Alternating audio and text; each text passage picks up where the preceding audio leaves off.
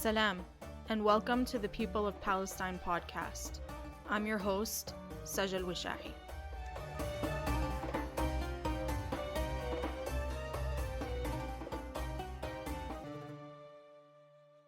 Today we have Annalise and Kalila with me, and we met through a Palestinian support group, and I've had the pleasure of kind of getting a little bit of your family history, I guess, but I was really interested in your particular story because, Annalise, you're half Polish and half Palestinian, right? That's right. So can you tell me where your family hails from in Palestine? Yes, my father's family is from Ramallah, and I still have, we still have cousins there, first cousins. A few of his sisters still live there. The rest of the sisters are here in the States. Amazing. Yeah, and I should preface your mother and daughter. So, um, Yes. Yes, yeah. yeah, important Important information. information. Yeah. So they're from Ramallah, and you still have family there. So what was life like before the Nakba, and how has it kind of affected your family? You know, this is, I was talking to, so I have some half siblings because my parents divorced when I was young and my father remarried. So I have three half siblings. And Kalila's uncle Ibrahim is the sibling actually that I'm closest to. And it's funny because he was here this weekend and I was talking to him. My father has passed. So my brother, who we call Abe and I have talked a lot about my dad because I think like a lot of people who have experienced trauma, it can be very difficult to get them to talk about the past. And Mm-hmm. so it really wasn't until much later in my father's life, maybe even, in the couple of years before he died, that I could start to get him to talk about things. So this past Mm-hmm. weekend, though, my brother Abe and I were talking about the Nakba because my father was 13, 12 or 13 when that happened. Mm-hmm. And I had never been able to get him to talk about it. But my brother Abe Mm-hmm. told me that one of the things that he remembers from that time that my father told him was that he remembers his father buying a bicycle for him off of another family who was leaving. That Oh is the wow. only memory we have of that time. Prior to that time, my grandfather was a jeweler. And so my Mm-hmm. father's family, I think, had a very nice life, there Mm-hmm. in Ramallah. And so how did your mom and dad meet? The short answer to that is that my mom and dad met at New York University. Wow, okay. But my father took a very roundabout way to get there, So which what is an interesting story and says a lot about my dad. Yeah, so what how did that end up happening? Well, so when my father was, I guess, 17 or 18, maybe a little bit older, he decided that he needed to go elsewhere to make money for the family. Mm-hmm. And in the way that in, communities, certain people leave or move places and then people from that community start to follow, Mm-hmm. there were a number of Palestinians who had moved to Venezuela. Mm-hmm. And my father had heard these stories about, oh, he would be able to get into business somehow in Venezuela and then send money back to the family. So he went to Venezuela, but it did not play out the way he thought it was going to. He he kind of ended up living in a rural area. I remember him Okay. saying that he was there were chickens running around, and he was looking around going, these people are poorer than we are. Oh my You know, God. what am I doing here? Um, he did learn to speak fluent Spanish, but Amazing. after a little bit of that, he thought, this makes no sense. I've got to do something else. And as with a lot of Palestinians, education is highly prized. Mm-hmm. And so my father thought, okay, I need to go to college. And he had thought that he would go and study business, that Mm-hmm. would be what was, the best option. But he was friends with a Palestinian lawyer there in Venezuela. And when that lawyer heard about my father's plan, he's like, that's stupid. Don't go study business. That's dumb. It's not gonna get you what you want. And my father said, well, what should I study? And this lawyer made a list of 10 professions that he thought would be up and coming in the next few decades. And one of them was research chemist. And Oh so my my dad goodness. said, okay, I'll study that. I That's know so random. it's what comes into play later. But, and then he got into New York University. He spoke no English. Wow. But he got into New York University. He showed up in New York City. He spent the first night in the airport because he didn't know where to go. Mm-hmm. Um, he actually was. I need to ask my brother Abe about this more, but if what he remembers of it.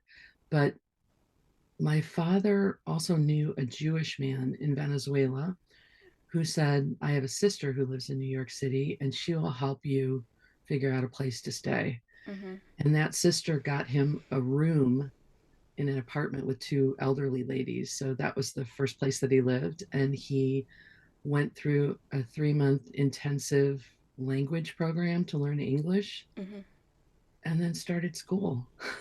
And That's amazing. he met my mom. They were in a class together. I don't know what class it was, but when I when I asked him, years later, why did you, what drew you to mom? And he said she always carried around a lot of books.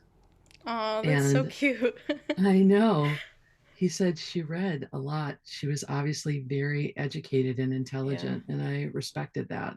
So then, did you guys live in New York for a while, or did you grow up Uh, there? no, I did not. My brother, I have one older full sibling, my Mm-hmm. brother David. He's 2.5 years older than me. He was born in New York City, Okay.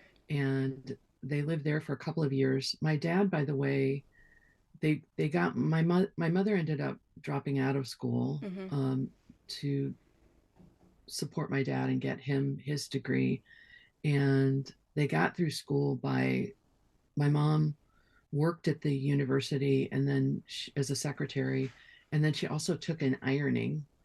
Wow. And my dad sold rugs door to door in the Puerto Rican neighborhood because he could speak Mm-hmm. Spanish. So that's how they got him through school to get his degree.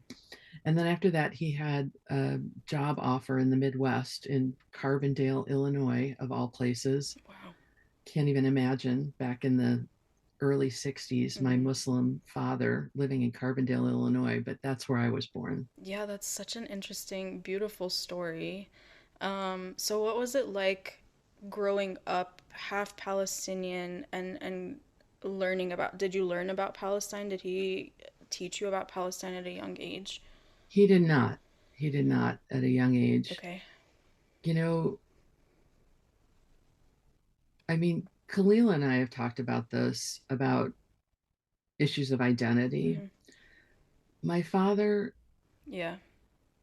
you know, when I was young, the thing I remember talking about is more as I got a little bit older, than I would bring up what I heard in the news was happening in Palestine.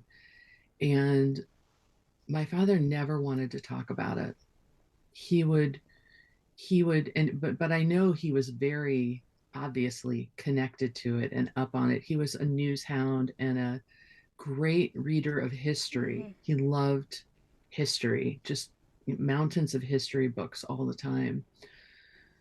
But when I would bring it up with him, what he would just say to me is, everybody's crazy. That's what he would say. He would just shrug it off and say, everyone's crazy. They're all Mm, crazy. I don't think that that's what he really believed. I think he, I think he was trying to shield me from it by not talking about it. But I think what my mm, father didn't fully understand, and probably I wish I could talk to him about it now, but I think I can see that yeah. he had an internal struggle probably for his whole life. I don't know that he Hmm. fully understood the generational trauma, and that even when you don't talk about something, It passes on. it still gets passed down, Yeah. you know. I think like a lot of people of his generation. So that was really the extent of he was always just school, school, school, school. How are you doing in school? How are you doing in school? Yeah, That that's was the most relatable. important thing. That's relatable. Mm-hmm. Yeah. Um, Yeah, I yeah. was thinking about, I feel like he only, when he talked about the past, it was much more about coming here and like what happened after he came here. And I think it was only in my like adult life that I suddenly did the math and was like, well, he was there in 1948, Mm-hmm. but like I don't really know like what he went through at that time. Yeah. It's Yeah. it's really interesting because my grandparents they were from Deir Yassin, which is no longer in existence, and it was the first um, village that was kind of raided by the IOF even before the Nakba started, but it was kind of the village that they made an example of.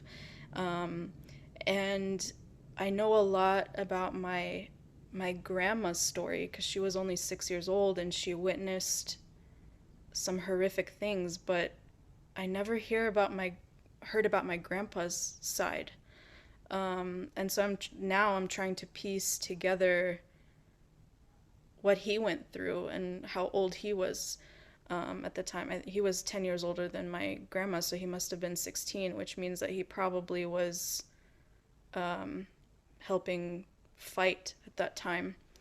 Um, but it's really interesting learning or hearing about older men in that generation and how they just kind of I feel like they had to suck it up and just move on with their lives in order for them to provide for their future families and or their current families, and that's it's really heartbreaking to me. And just like you, I wish I had one more day with him just to be able to like ask these questions. But Yeah, me yeah, too. And yeah. especially now Kalila and I are talking, we've both just been thinking about him so much, and his presence is really strong, you know. Mm, Um, I think too, what you're saying about having to suck it up and provide for your family. I've been thinking a lot lately about the incredible stress that my father was under, both, you know, dealing with I started to become aware of, him dealing with some racism here, um, in the industry that he was in. Then he started his own business, or was part of a startup business. So all just the stresses of that, and then uh, the constant pull from Palestine. And I know that he would spend hours on the phone with people. I know that family members, especially maybe family members that are kind of in the second circle of family, you have the mm-hmm. inner ring, and then we're constantly asking him for money. I know he was always sending money, Yeah. overseas, and trying to balance that commitment to helping people from back home with taking care of two families essentially here, my brother and I, and then Mm-hmm. my half siblings. Just an incredible amount of stress. And of course, when I was a kid, I didn't realize that, right? When you're a Yeah. kid, you translate everything as personal because you don't understand context and you don't understand history. And you really don't if no one in your family is talking to you about it, you know? Yeah. So my heart just goes out to him in the Yeah. past, thinking Yeah. about that. Yeah. Yeah, and I feel I don't know if it's an Arab parent thing or if it's like a worldwide phenomenon with parents, but for me, I always wanted to know the why of things. But I also didn't know how to express that as a kid, how to ask those kinds of questions because you wonder, but you also don't know how to ask the question and you don't know if it's going to be perceived in, oh, this kid is just curious, or are you back talking?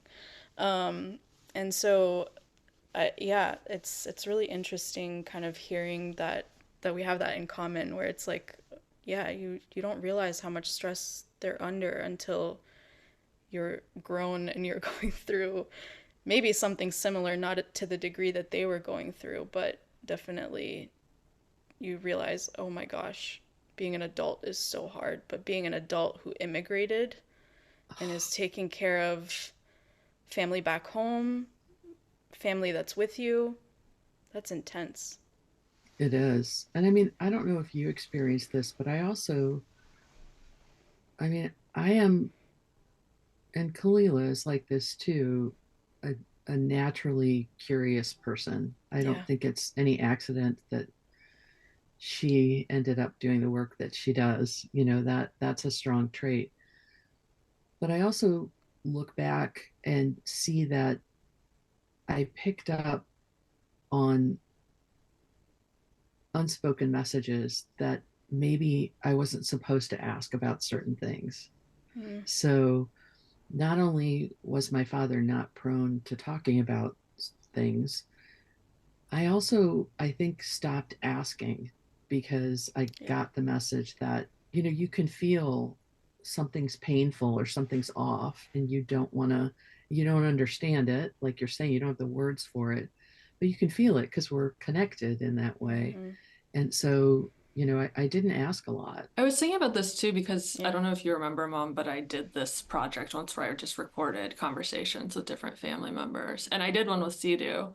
Um, and I was listening to just the beginning of it again from this was like back when I was a freshman in college, and I was like, I like wasn't asking very direct questions, I feel like. And I think part of it was that I was like 18 years old and just didn't know how to be an interviewer yet. But I also think, yeah, I like wanted to know about stuff, but I was afraid to push or like to sound rude or so. So all my questions were like, how does how did you feel about Palestine versus the US? You know, they're all so broad in a way where I'm like, man, I wish I'd just asked more direct questions. But that's cool that you have that though now. I Yeah, mean, it is you know, nice. Yeah, it's nice it's just to be able to like hear his voice again. yeah, Mhm. definitely. I think I saved one of my grandpa's like voicemails that he left me, that I think he called me by accident, but just to hear his voice like was just, it's one of those things where you're like, "Oh, my heart," you know? I So know. that's so cool that you have that. I have a recording of my father too. I don't know, I must have sent this to you. I think Kalila at some point, but if not, I will find it and send it to you. Where toward the end of his life, I wanted his voice and I wanted some of these stories. And so there's one where I'm recording him. It was easier to get him to talk when we were in the car together. I think Mm, that's true for a lot of people. I don't know. There's sort of a built-in, you don't have to sit there and look right at each other. It's easier to yeah. talk. So I'm recording him in the car, and you can hear the entire time the turn signal clicking because he would never turn off the turn. He'd turn the turn signal. I'd be like, Dad, your turn signal's still on. He's like, oh, but he wouldn't turn it off. So you can hear the click of it. That's so funny. That's actually It's- really like such a typical grandpa thing. That's so funny. exactly. Um, yeah. So okay, so he didn't really talk to you about Palestine growing up. So when was it that it kind of clicked for you that you're from Palestine, that there's something going on there, that you can't go back really? Um, so and then how did you pass that on to Kalila later on? Yeah, this is such an interesting question. I will let her speak to her experience of how it was or was not passed on to her. For me, there's no, okay. When I was little, I was thinking about this. I was thinking about this actually in terms of uh, embedded racism Mm-hmm. and how my father, to me, when I was little, especially, felt like a foreigner. He felt like a foreigner to me when I look back on it. And I think, again, especially because nobody talked to me about cultural or, Mm-hmm. culture or cultural differences. But, and so my whole life, I've, I've been aware of being Palestinian. Mm-hmm. It's kind of hard to put into words. I felt my father as a foreigner, and yet I also knew that that was part of me. Mm-hmm. But I didn't know, and have still struggled with this at times, as a Palestinian in the diaspora, which I understand now that is a context that I was missing, but always struggled with whether or not I could claim being Palestinian, if I had a Mm. right to claim being Palestinian. Yeah. Because, especially because my parents divorced when I was 4, and I still saw my father regularly, but I didn't grow up in a household, right? Mm-hmm. My father was also Muslim, Mm-hmm. and I am not. Mm-hmm. And that was, I know it hurts my heart now to think about it. I know that he experienced that as a failing on his part, even though he did talk to me about it. We talked about it a lot. We argued about it. That you're not Um, Muslim, he thought was a failure on his part. yes, that it was his responsibility.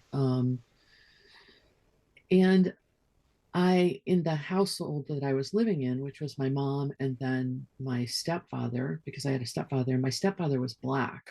Mm-hmm. So there were a mix of cultures in my life. I felt like I straddled a lot of lines. And all of my parents were politically aware. Like I said, the news, our place as citizens in this country. So there was always talk at our dinner table of the news of the day, of politics. I was always encouraged to go look things up if I had questions, and did a lot of reading as a kid. So I struggled with that, my identity as a Palestinian and what that meant, but I struggled with it by myself. I Mm-hmm. didn't really talk about it because, again, I didn't know if I had the right to talk about it. Mm-hmm. But since I have a lifelong history of being an activist, it's always been an issue. I've always been aware that Yeah. just saying that you're Palestinian is a political, it's political. I mean, it's, in a way, I feel like it's dumb. It shouldn't be, but Yeah. so my entry into learning about being Palestinian and struggling with being Palestinian really came through activism. Mm. Um, and my first real feeling of thinking, oh, maybe I am Palestinian, is that when the war in Iraq broke out, I was part of a small peace group here in Chicago, very, very active. And we staged a lot of actions in collaboration with a lot of other activist groups here. And I was arrested twice for nonviolent civil disobedience. And the first time that I was arrested, um, CNN was there and happened to, well, they put me in the back of the, you know, police wagon. Yeah. And one of the other women in my affinity group that had been arrested had smuggled in a cell phone. They hadn't Mm. taken it off of her yet. It was in her sock. And she took it out. And so people were calling the family, going, okay, I just got arrested. And I called my mom, and she said, she's like, I said, okay, mom, I just got arrested. She's like, I know. And I said, how do you know? And she said, I just saw them putting you in the back of the wagon on CNN. And I jokingly said to her, how did I look? And she said, you look pissed. I was like, good, I am. I'm angry. But but my father saw that too, and word of it spread in the family. And he told me, he said, oh, when I saw him after that, I thought he might be angry that I was getting arrested. I didn't know what his response was going to be, Mm. because I think, like a lot of immigrant parents, there was also a message of like, keep your head down, Yeah. don't call attention to yourself, Yep. right? That's how you stay safe. That's how you get what you need done, like you. Mm-hmm. But even though he didn't say that he was proud, I know that he was proud, because he said to me, oh, I told I was talking to our family. I told them, you are arrested, and they were cheering. They were all cheering. It's such a sweet moment. That's really funny. So that was my entry into it. But I'm interested to hear what my daughter has to say. Well, I don't know. I was gonna ask, like, do you remember, like, was that something that you thought about as a parent? I can say what I remember too, but obviously, when I was very young, I don't remember as clearly. Um, I thought about it, I guess, to the extent that I wondered how you perceive Sidhu. I wondered if you felt his otherness as an American that I felt being raised in this country. I don't remember consciously thinking, oh, I have to teach you about being a Palestinian, because interestingly, even though I struggled with my own identity, I always thought of you as Palestinian. It makes no sense. But so yeah, I don't remember consciously thinking I had to tell you something or teach you something, because I don't know, Sidhu was right there. Yeah.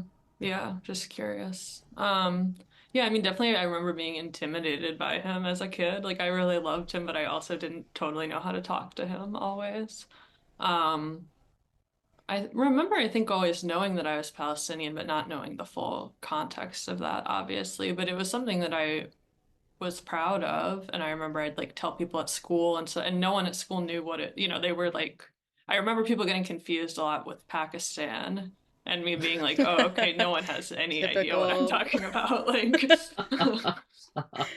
um, but I don't think I understood the history or anything till much, much later in my life. I think I sort of had the American myth of like it's a conflict and like there's there's a war over there Mm-hmm. and like I didn't really understand like Sidhu's history there or what it all meant.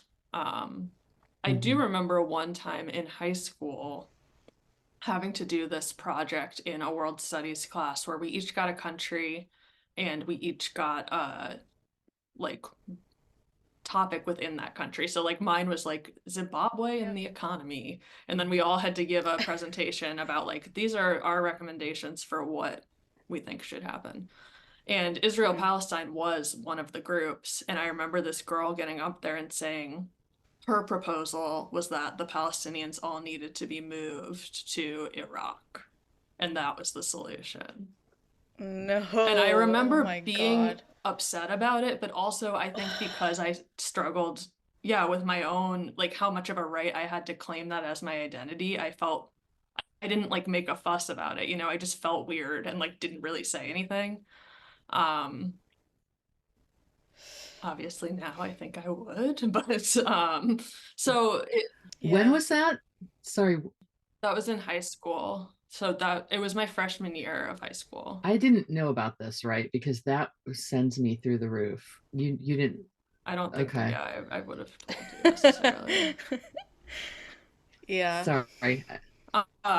Anyway, no, all of it just to say, so it would occasionally come up and I would like maybe see a glimpse of like the bigger messed up situation I was a part of. Mm, But I think as we've talked about, you know, in these support groups that we're in, I did feel some self-consciousness around claiming it because I'm like, well, I look white, like I'm only part Palestinian. Like I think I had a fear that like I'd seem like I was like a poser or something if I tried to take it on too much. yeah. It's I mean I'm fully Palestinian and I totally understand that identity crisis. I think we've kind of touched on it in the support groups a lot, but at one point I used to say that I was from Jordan because the reaction that you would get if you would say that you were Palestinian was always like, "Oh." And then you would, "Oh, you mean Pakistan?" Like, "No, I don't mean Pakistan. I mean Palestine." Um But it's that oh reaction where you're like, ugh, now I have to like explain that, you know, it's not, I'm not a bad person. Um, because the media really does a wonderful job at portraying us as these like evil people. Um, and and it's really hard to kind of try to give the opposite view of that because you're only one person, but the news is saying all of these people are this way. Um, so part of me is really thankful for how social media is being used nowadays because it's really exposing a lot nowadays. And Agreed. and yeah, I think at the same time it's really heartbreaking to have to see all of what's happening in Gaza all the time as you're scrolling. Like it just it's really heartbreaking. So yeah, I, I feel so sad that we have this like identity crisis, but it's also really relieving to know that I'm not the only person that feels this way. Other Palestinians feel this way, and Right. I'm I, sure I other think it, immigrants feel that the same way as well. So mhm. yeah, It's fascinating that, you know, it's fascinating and somewhat comforting to me to hear, you're full Palestinian and you struggle with it too, which tells me that it's part of I don't want to sound like a conspiracy theorist because maybe it's a combination of things, I'm sure. But I feel like an yeah, element of it mm-hmm. is part of the deliberate attempt to erase us, right? That if you question, Mm-hmm. if you're, and I think part of it's created by, in the American media. I know growing up, that's what and my father inadvertently reinforced it, right, by saying they're all crazy. He wasn't just talking about Palestinians, he was talking about Israelis too. Yeah, But when you grow up around the American media, which is, identifies Palestinians or terrorists, that's what I mean by the embedded racism. Especially when you're a kid, you're taking that in. Even if you consciously don't believe that is true, you're still taking it in. And I mm-hmm. think it's part of. And then, well, I don't identify with that. So does that mean, right, at its most basic level, Yeah, that I'm somehow not really Palestinian? But one of the things when Kalila and I were talking, and I think I might have said this in one of the support groups that we were in, is even though that's something I've always struggled with, in the last 3 months, my response and my heart connection to what's happening in Palestine has confirmed for me 100% that I am Palestinian. Like No doubt about it. Nobody could ever Yeah. tell me that I'm not. Yeah. Yeah. It's yeah, something is completely different about what's been happening since October 7th.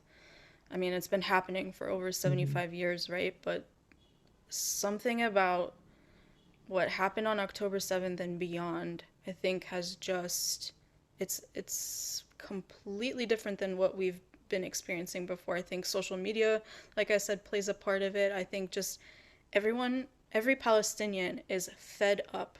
It's we are fed up with being treated Mm-hmm. like low-class citizens.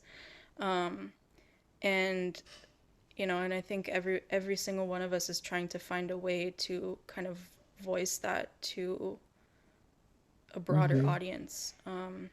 So I'm glad it's happening. I'm glad that people are starting projects and showing a different side to Palestine at the end of the day.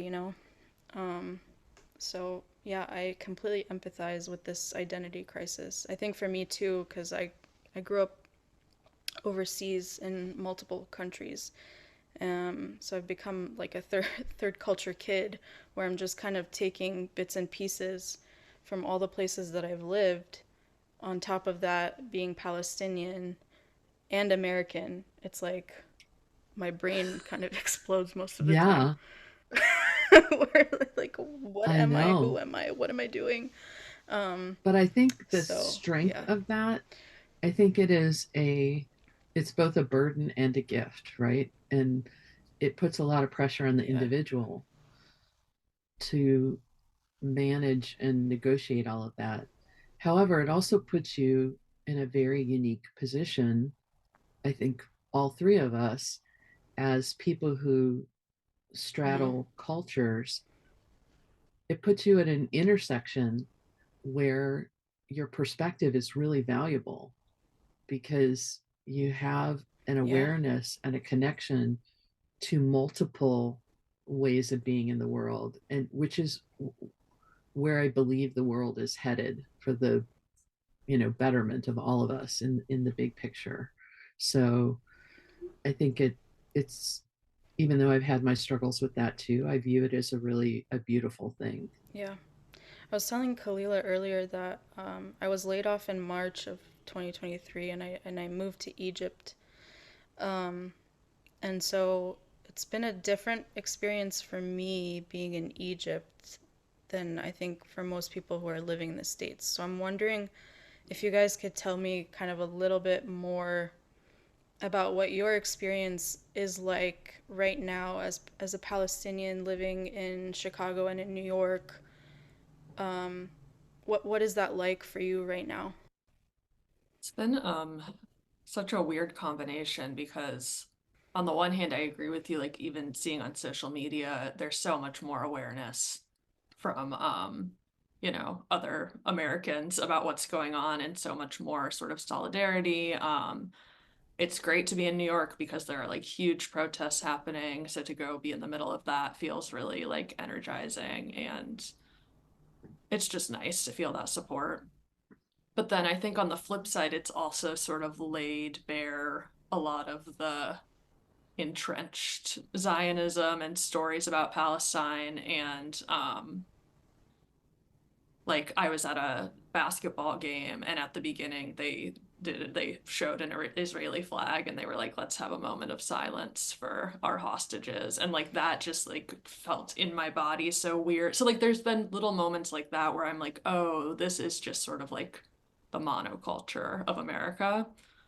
Um, and then I think in my personal life too, it's been surprising. Like I've gotten really nice supportive messages, and people have said stuff to me who I wouldn't have expected to. And then on the flip side, I think as we've all talked about, some people I'm very close to, it's become clear they totally don't understand and like aren't willing to engage with it. And sort of feeling like those support structures are not there in the way that I had assumed and hoped Mm-hmm. they would be. Um, so yeah, it's just been a lot on both sides, both the good and the Yeah. bad. What about you, Annalise? Yeah, I would I like the phrase that you used, laid bare. I think that is really true. I think my experience has been similar in that I feel like people have sorted themselves out for me. Mm, It has become very apparent. And I would say, lost some significant relationships um, in the last 3 months. And by various means. That has also left me feeling bewildered in some way about who did these people think I was? yeah. These are people that I thought knew me, Mm-hmm. but I'm not sure who they thought they knew, because my um, pro-Palestinian, the fact that I'm Palestinian, my views on what's right and the history of what's happened and have never been a secret. I Mm, mean, I was looking back on social media the last time that they bombed Gaza, and I posted a bunch of stuff and got pushback from various people. I mean, it's always been very out there. So, but I think, like you were saying, this time feels different. And and as you were saying it, or what you were talking about, made me think, yeah, the thing that's different is not just the enormity of it, not just the clear cut obviousness of the sides, as if there are sides, the brutality of what's happening, there's no question, right? There's no gray area to me. But also, what's made a difference is our responses, because mm-hmm. I feel that steeliness too. In the past, I've brought it up, I've tried to educate people and dealt with pushback, had conflicts with people. But at a certain point, I would stop pushing it, right? I would be like, I've said everything. And I think, maybe both parties in those exchanges would sort of back off a little bit, like, whoa, this is, not wanting to push it to the point where there might be no coming back from it. Mm-hmm. But I don't care about that anymore. Yeah. And that's part of the reason why people have sorted themselves out. I'm just like you said, like, I'm done. I'm done. Because I can see how I have spent there's a sort of like white noise of my life, like you said, of trying to prove to people that we are nice, Mm, that we are not terrorists, that we, right, always on some level trying to do that. And that is bullshit. yeah. Yeah. you know, Yeah. it's I'm done with it. And I Yeah. think a lot of us are. And that's what part of what we're feeling too. Yeah. The other thing I've really struggled with is, and this is no, I'm not saying anything new or surprising here, but just is the news Yeah. coverage. I get my little like New York Times briefing every morning and I read to like catch up on the news, Mm, and seeing the coverage of Gaza in there, I'm like, I don't know, I maybe should stop reading it at the beginning of every day, because just like the sort of like bias that you see in it, that's been upsetting to me. And I'm like, and this is like a supposedly left-leaning newspaper. Um, so I think having that just like in my face every day has also been a Mm-hmm. struggle. Agreed. yeah. Yeah. I was gonna ask, I think you may have kind of alluded to this, but do you right now feel that it's a burden to be Palestinian and to have to teach people? I mean, you kind of alluded to it, but I'm wondering how has that feeling become stronger or I think I feel teary at the word burden. mm, yeah. It's not a burden, it's a gift. to Yeah. be Palestinian, but I think, without speaking for you, I think maybe what you mean by that word is, or you can tell me if this is what you mean, is it Yeah. exhausting? Mm. And yes, it is exhausting. Yeah. Kalila, do you feel the same way? Yeah, I would agree. I feel like both, yeah, more exhausted, but also maybe more of an imperative, like more urgency to Mm-hmm. like try to let people know. And I think I do really still have that thing of like, well, if people know me and I can explain it to them, maybe then they'll connect it to me and then they'll, which Mm. I know is like not entirely realistic, but still there is a part of me that feels that way. No, I Which totally is feel that.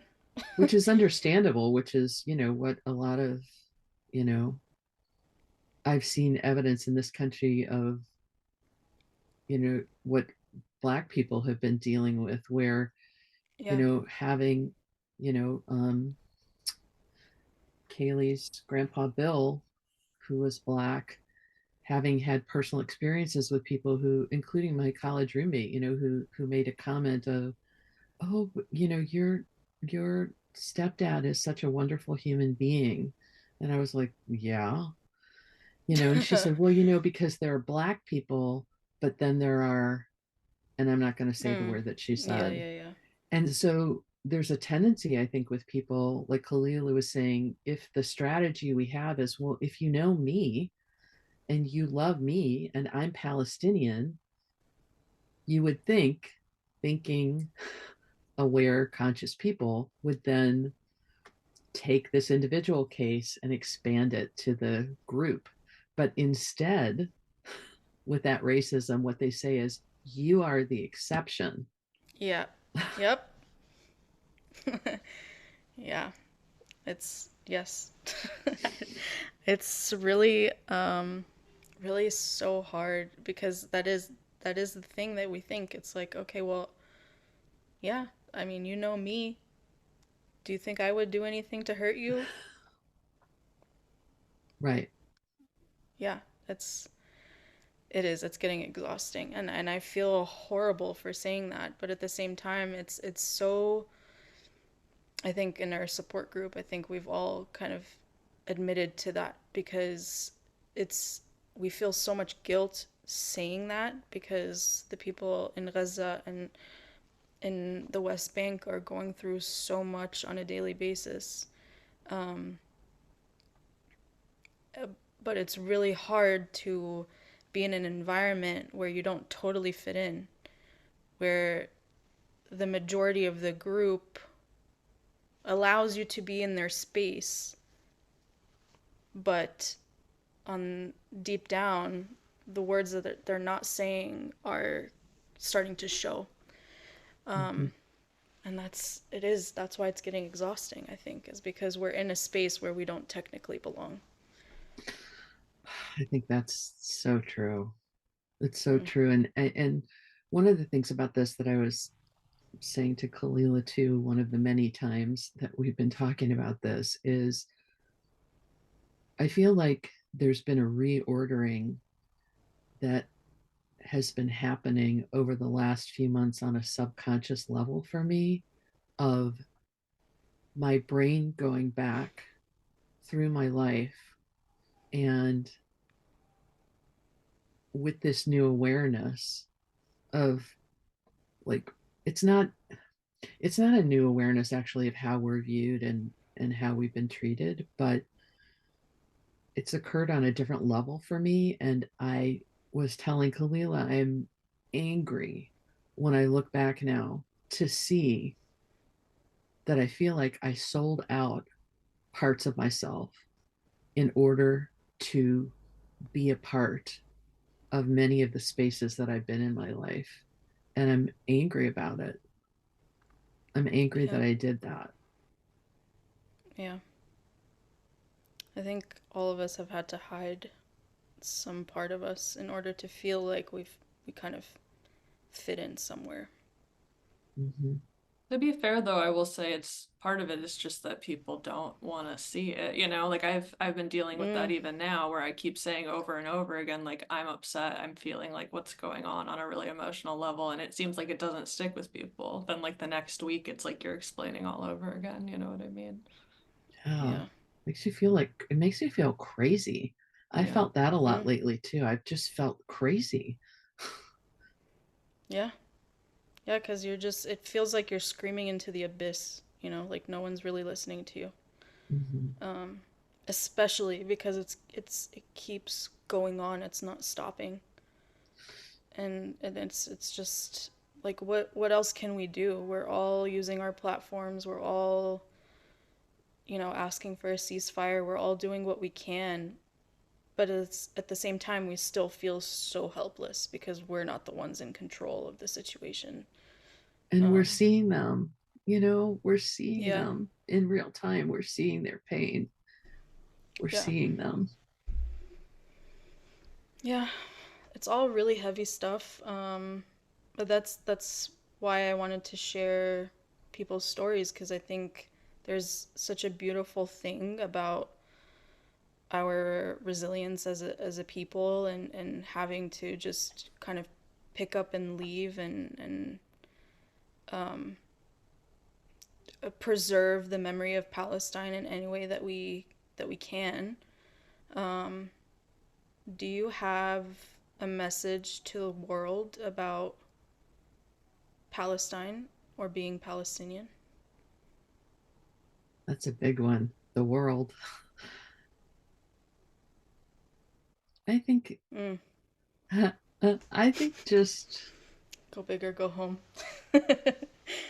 my cousin who lives in Ramallah, we were messaging and I've seen this from same message, in various places on social media too, where she was just saying, I want people to understand the beauty of Palestinian culture. And I think that has been the gift of this too, to see and for the world to see more and more people to just see just the Mm-hmm. incredible generosity and um, community and caring and um, the rich cultural history of Palestinian people and the connection to the land and the beauty of the olive trees and you know all of that. And I don't know, you know, I think it's easy in the current horror to have that because there's an immediacy, like Kalila was saying, there's an urgency. We have something that we have got to stop somehow. And it's easy to get lost in the horror of it. So I think and I've seen more and more people on social media too commenting, like there's a Facebook group called Mama's Palestinian Kitchen. And that group where people have shared Palestinian recipes, it's been in existence for a Mm-hmm. while. But to see that group, how much it has expanded, how people are like, I'm going to start crying about it, how people have joined the group and said, I'm so glad I found that it's what a beautiful culture. And I got a Palestinian cookbook and asking questions like, what is this spice or how do I use it or what do I do with this? And like all of these people who have never paid any attention to it before, who are um, seeing the beauty of the Palestinian culture. So uh, that makes my heart heal some, Mm-hmm. when I see that. And I want to say something too. I kind of want to circle back on something Yeah. that maybe doesn't directly pertain to your question, but is a little microcosm that helps me reconnect. It's a little memory um, of, when Kalila talked about feeling maybe intimidated by Sidhu because he was very strong personality. Oh, so smart, Mm-hmm. and so perceptive, so, um, but he adored her always did. And I have this memory when she was little, he would grab her, pinch her cheeks, and he'd go, when he would see her, he'd say, "Oh, Habibti, oh, Habibti, oh, Habibti." He'd be like squeezing her cheeks, and her little face would be scrunched up. And he adored her into adulthood too. And he Mm, always said to me, he always said to me, he was so proud of you, Kalila. And he always said to me, she's gonna do great things. And I hear in that now his belief maybe and faith in the goodness mm. of being Palestinian going on and how it continues. That's beautiful. That makes me teary. It's really nice. That's so much nicer and more emotional than what I was gonna say. In general, I'm like, oh, I'm glad you're here because I feel like I'm just like, nah, nah, nah, and you're like saying That such is not heartfelt things. that is not true. That is not true. Also, just as an aside, we didn't even talk about how he invented a toothpaste. Yes, we did not. Yes. Wait, He what? invented a Okay, please. toothpaste called Super Smile. Please tell me. Yes. That's a that is a whole No other way. longer That's story, but amazing. yes, Yeah, yes. you'd It's see a it at very like, expensive tooth yeah, whitener. luxury stores. Yeah. Um, I was gonna say on a less emotional, positive note, just That's my hope is amazing. that what's going on now gives people who are even a little bit conflicted license to just look at it in like the starkest moral terms. Um, and I think I don't want to totally make this comparison because it's not a one-to-one at all, but like if you look back at like say slavery in the US, that was another issue where people would be like, "Oh, it's complicated. Ugh, we have with the economy, like we have to figure this out." Whereas now I think it's so clear to look back and say that was wrong. And I think what's happening in Palestine, I think it's the same. My hope is that in, I mean, I hope sooner rather than later, but like at some point I think people will look back and it will be very clear that it's immoral and that it's wrong. And I hope that people can take this time to sort of Yeah. realize that. Yeah, that's a good point. One last question. In terms of culture, food, fun things about Palestine, Yeah. top three favorite things about Palestine for you guys. I'm gonna say olives are a big one for me. I love olives so Mm. much. Yes. Yeah. They've always been big in our house. Yeah. Yes, Um, that's on my list too. For me, I would say makluba. Love Okay. that. What about you? Should you point counterpoint, Kalila? oh, You have another one? I know, I'm trying to think what else. Well, I recently, based on some of the suggestions in the group, have really been enjoying Palestinian music. Like, I think I used to listen to some Arab music Mm. more broadly when I was younger, but to be seeking out Palestinian music specifically has been very joyful for me. Modern Palestinian music, or are you in the like folk song era? Kind of in like the folk song. Yeah. Yeah. Yeah. Yeah. Yeah. The folk songs are just so heartwarming. Yeah. I mean, I would just say I don't know if this is a I mean, I think it's a cultural thing, but I love like my cousins here in Chicago got together, the women a few weeks ago. We actually ordered Indian Yeah. food. Nice. Was at my cousin's house. And I think just that Mm. people, food, the camaraderie, like laughing, making fun of each other, poking each other, that safety and beauty, and again generosity. I would say just I feel like generosity is infused throughout Palestinian culture, that you share what you have, that the constant thinking of other Yeah. people.